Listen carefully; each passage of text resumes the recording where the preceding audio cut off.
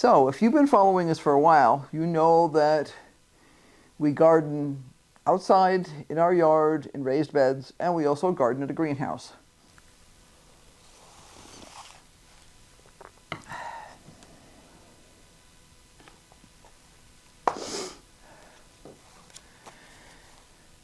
Hey everybody, it's Irene with BrainStormAcres, and today I'm going to talk about seeds and planting and all that kind of stuff for 2023.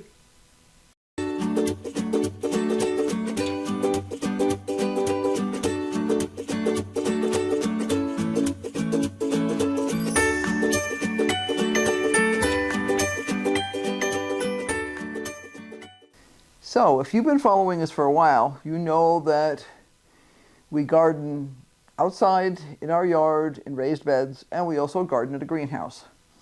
And in the past, there was a time frame when we gardened completely in raised beds in the garden. Now, why raised beds? It's a lot more work to create raised beds, but depending on your soil conditions, your watering situation, it may be the right solution for you. It all depends.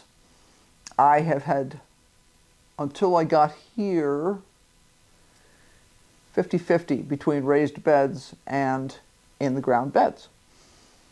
If I was someplace that was easier to grow, like Massachusetts, Maine, New York, someplace like that, I would probably grow in the ground again. Because our soil quality is very poor here, we essentially have to rebuild the soil into something that has some organic matter before we can start. We also have a huge problem with gophers.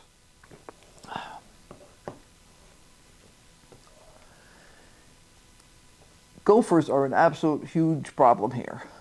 So when we started growing, when we first started our first beds here, they were in the ground. I simply took the best topsoil that I could scrape together in the yard, piled it up, added compost and fertilizer, and planted whatever I could get to grow, and it did work. After about 3 or 4 or 5 years, we started to see a major influx of rodents, including mice and rats and chipmunks and squirrels, and worst of all, gophers. We're not the only ones in the area that experience that. It's not an uncommon thing that when you first start growing in an area, there may not be any particular kind of pest that bothers you. But over time, you become this buffet. And whether it's bugs or mammals, rodents, something like that, all of a sudden they are there. When we discovered that this was going to be a real issue, we switched to raised beds. Now, the first raised beds I built here were just leftover pieces of wood that I found around the yard, to be honest. When we first moved here, there was a half falling down garage, which wasn't really that obvious that it was a garage. And there was an old mobile home, probably about as old as I am. It was pre-HUD, which means it didn't have a lot of the safety features that are required in modern mobile homes. That's what we used. We lived in my husband fixed up the trailer, and the mobile home, and we lived in that, along with a travel trailer that we had for the first several years that we were here. And while we were living in that, we were able to build the house that we're in now. So when we first moved here, the place was not junky, but it did have some stuff laying around. There were pieces of plywood, there were pieces of boards and stuff like that. So I just collected it all together, and I used those boards to create raised beds, and it worked. I was able to concentrate my soil in a better location. They still had trouble with rodents running around munching things. But it was good enough that with a few rat traps, and we had a fairly large herd of feral cats that had come with the property, we were able to keep things under control, and we grew veggies. As time went on, we discovered the problem of gophers. They moved into our area. They had not been on this property, as far as we know, prior to that time. It probably goes in cycles, you know. And they moved into this area, and we discovered that, you know, you could literally, just like in the cartoons with Bugs Bunny, where here's the ground level and there's a flower there, or in Bugs Bunny's case, it would be a carrot.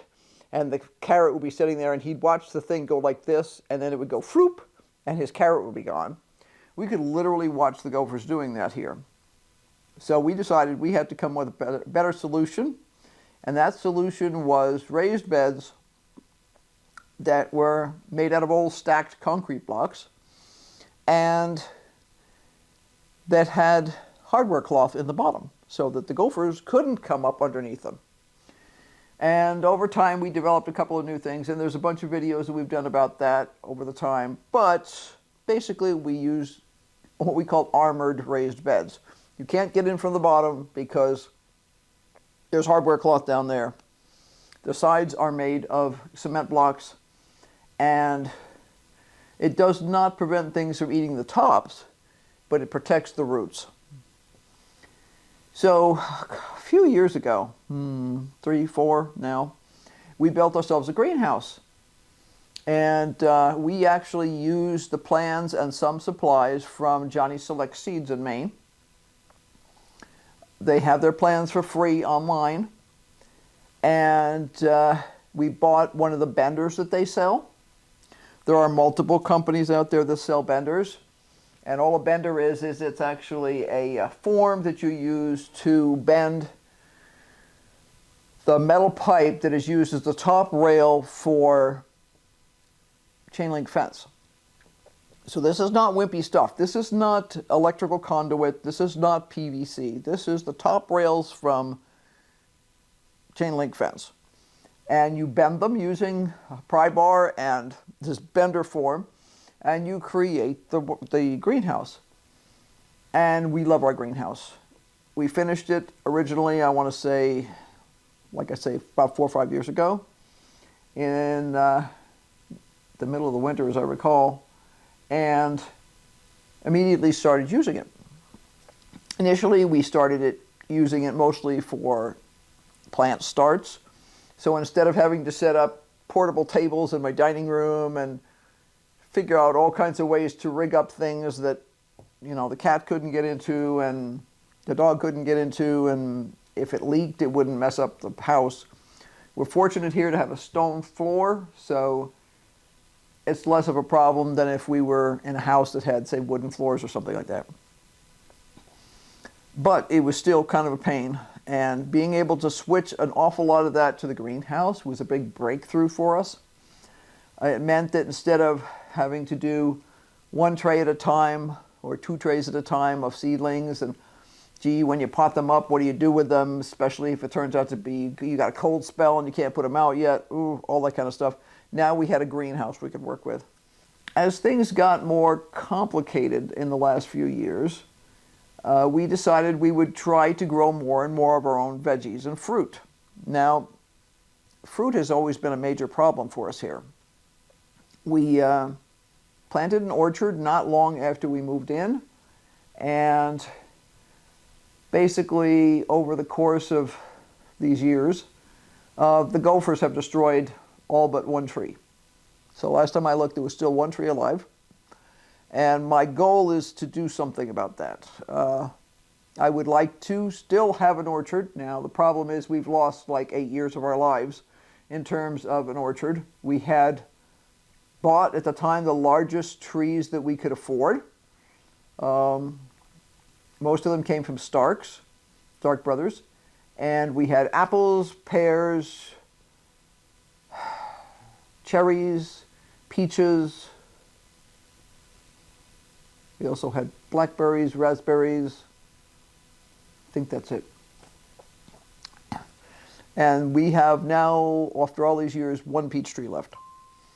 We were watering, we were fertilizing. Yeah, we could have done a little bit better, but basically the problem was one day we went out there and the bottom of the tree was wilted, and the bottom of the tree looked just like that, as if you stuck the bottom of the tree in a pencil sharpener.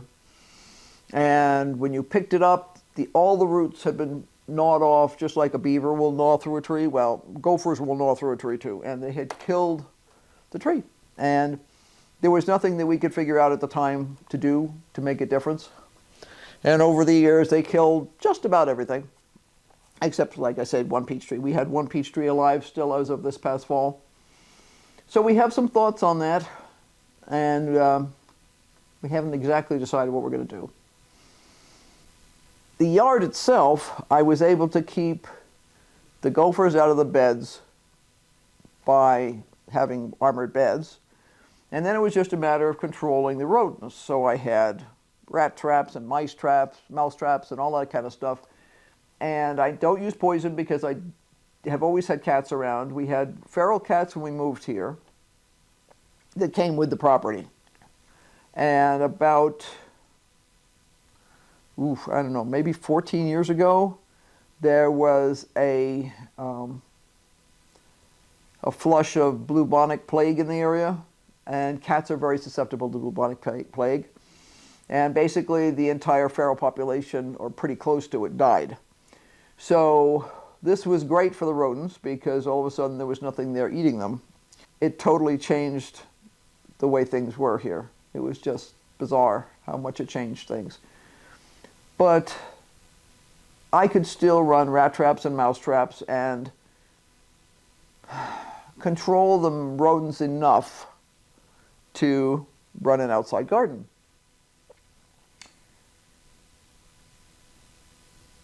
And then I want to say, about 5 years ago maybe, all of a sudden we had grubs.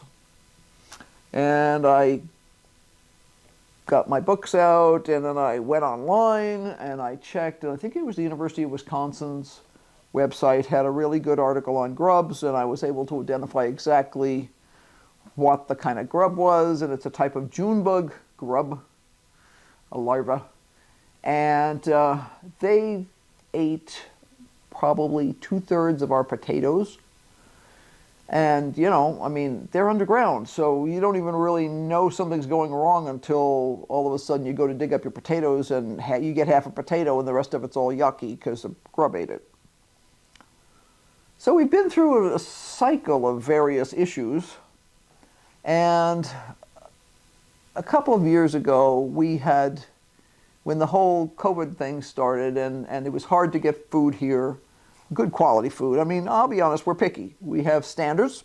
We cannot live on tater tots and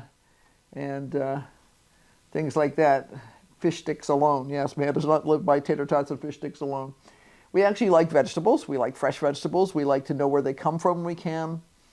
We are a long way from quality stores that will guarantee organic produce that doesn't, you know, break the bank and all that other kind of stuff. Basically, we can get our local grocery store is about, let's see, about 24, 25 miles, 26 miles from here. That's one way. Sometimes the quality of vegetables there is not awesome. So we said, we know how to fix this, we can grow it. And we did. We grew green beans, we grew tomatoes, we experimented with corn and potatoes and all kinds of other stuff. And over the years, we figured out what really makes sense for us. And what really makes sense is a combination of the fact that there are only 2 of us, so we do not need to feed an army. We are not attempting to provide large quantities of food for a food bank or a bunch of friends or anything else. I don't want to say they're on their own, but they're on their own. They have their own gardens. So that's the way it is there. So we had to look at quantities. We also had to look at what really works here. One of the problems we have in this location is extremes of weather. It was 60 some odd degrees, 62 degrees, 63 degrees the other day. It was 12 this morning when I woke up at 6:30. It is supposed to get down colder than that in the next few days, and the highs will be in the 30s. And this is all within, a week or two. We had a major winter storm come through this past week and slammed California. Oh, God. It slammed a lot of the areas we used to live in California a long time ago. It was heartbreaking because you'd see places and you're like, oh my gosh, I've walked down that street a million times. Used to eat at that little restaurant over there that's now, chest deep in water. Things like that. But when it got here, the weather was fluctuating too much. So the good part was we only got about 8 or 10 inches of snow, and then we had snow, rain, snow, rain, snow, rain, but it never built up. Our total rainfall for the year is about 3.5 inches right now. Last year, we hadn't had that much rain until probably May or June. And I'm hearing a lot of people who've moved here recently saying, oh, this is radical, this is just so unusual, it's not. When we first lived here, this was normal. We would get this kind of precipitation in the winter. Now, it did not usually come as rain, it usually came as snow. You would get rain October, November, somewhere in December it would flip the switch and it would only be pretty much snow. And usually between the 6th and the 27th of December, we would have a blizzard. We would have a minimum of 5 or 6 inches, and sometimes as much as 18 or 20 inches. And it wasn't gone overnight. It stayed for weeks sometimes. And that snow gradually melted into the soil, didn't run off into the rivers, and it really moisturized things. And we would have multiple snowfalls through the winter, which would provide not a real snowpack like you get in the Sierras or something like that, but when snow is melting off gradually, it's not all rolling out into the road somewhere and going downstream, it's sinking into the ground. So you really wind up with soil that is thoroughly moisturized. And if you were to watch videos of us, say, shoveling the yard or something like that, when I shovel the front patio, which is a flagstone patio that I put down, that snow goes into the beds. There's no chemicals put on that patio, there's no weird things there. So that snow goes into the flower beds that surround the patio. And it does two things. It keeps the bulbs from sprouting too early if we have warm spells, because they're buried under snow. It insulates them. And it gradually provides like a bank of moisture that's in there that the soil can draw from for a while. It means I don't have to water it all during the winter because our watering system outside is turned off during the winter.